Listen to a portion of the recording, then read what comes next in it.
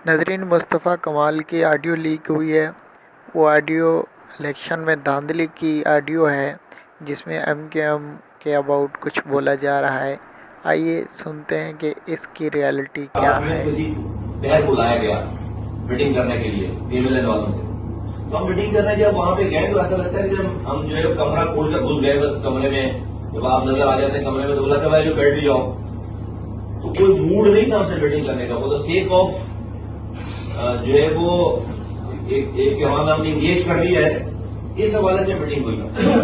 और उस 15 मिनट उस 40-45 मिनट की मीटिंग हुई हमारी। उन्होंने कहा कि आपके बाद अभी दोबारा हमें पीपल्स पार्टी वालों से मिलना है।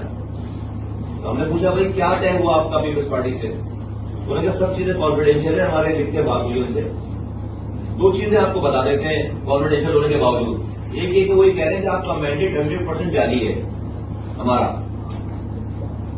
सबका 60% होगा, 50% होगा। हमारा पीपल्स पार्टी कह रही है, पीएमएल कह रही है कि पीपल्स पार्टी कह रही है कि हमारा 100% मैंडेट जाली। कॉन्फिडेंशियल में सारी बातें नहीं बताएंगे, वाली बात बताई हमने कि हमारा 100% मैंडेट जाली है। दूसरा ये बताया कि हमारा